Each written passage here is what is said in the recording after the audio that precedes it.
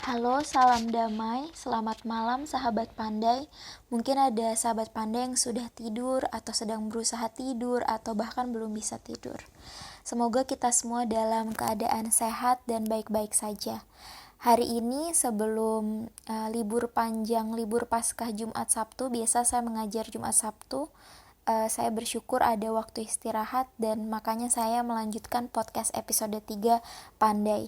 Nah, tadi di kelas terakhir saya sempat bertanya ke murid-murid saya, adakah figur atau sosok yang membuat mereka bertahan di situasi sulit ini? Ada yang menjawab selebritis, ada yang menjawab pahlawan, bahkan ada yang menjawab diri mereka sendiri karena mereka sadar bahwa diri mereka sendiri itulah yang menjadi sahabat dekat mereka untuk sekarang ini karena mereka tidak bisa berjumpa dengan teman-teman mereka walaupun mereka bisa mengikuti kelas online baik di tempat kursus maupun di sekolah. Oke. Nah, saya sendiri memberikan kesimpulan kepada mereka bahwa semua jawaban mereka luar biasa dan benar dan baik sekali. Dari saya berkata bahwa kita semua ini adalah orang biasa yang sedang berusaha menjadi luar biasa di dalam situasi luar biasa sulit seperti ini. Karena ini tidak mudah dan kita semua sedang berusaha untuk bertahan dan tetap waras.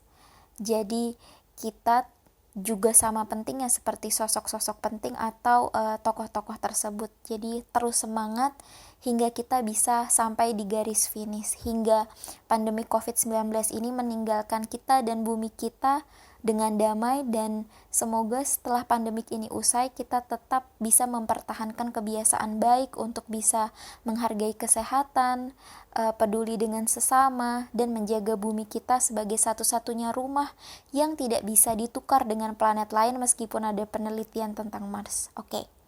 Jadi di episode ketiga ini saya ingin berbagi tentang kekisruhan mudik, debat tentang mudik, apakah ini hanya sekedar tentang tradisi dan budaya atau ini perlu dibenturkan dengan agama, ya seperti yang sedang dihebohkan yaitu adanya rencana untuk membuat fatwa haram. Oke, saya ingin berbagi sedikit tentang cerita keluarga saya. Saya 3 bersaudara, saya nomor 1.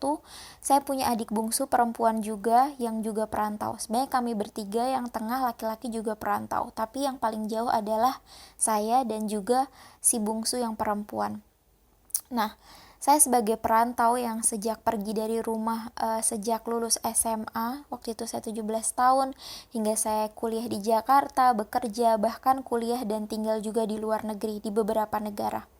Saya merasakan perjuangan yang luar biasa para perantau ini. Nah, adik saya yang bungsu ini kuliah di salah satu universitas negeri di Malang dan puji syukur sudah menyelesaikan sidang skripsi.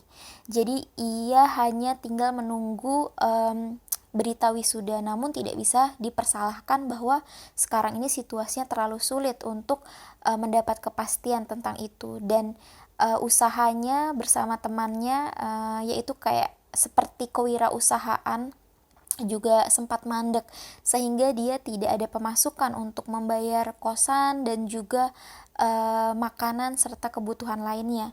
Puji syukur dibantu oleh keluarga sahabatnya, ia bisa pulang melalui bandara di Surabaya. Dengan catatan ia dicek berkali-kali oleh petugas bandara dan petugas kesehatan. Puji syukur dia sehat. Dan saat ia sampai di bandara di kota kami, Balikpapan, Kalimantan Timur, ia juga sehat. Dan bapak saya sebagai seorang pemimpin di kampung kami, yaitu ketua RT, juga langsung mengkarantina dia selama 14 hari di satu ruangan khusus di rumah kami. Dan puji syukur sampai sekarang mereka sehat dan semoga akan selalu sehat. Jadi inilah, mudik itu sangat dilematis sekali bagi para perantau, apalagi jika sudah tidak ada sumber pemasukan seperti itu. Dan mereka pasti mengharapkan bantuan safety net untuk sosial safety net atau untuk kesejahteraan mereka dari pemerintah khususnya. Nah, jika pemerintah yang diharapkan belum bisa memenuhi ini, jadi pilihan mereka satu-satunya adalah kembali ke kampung halaman. Di sini saya tidak bermaksud menghakimi atau mengkritik, tapi hanya berbagi. Semoga bermanfaat. Terima kasih. Salam damai sahabat pandai.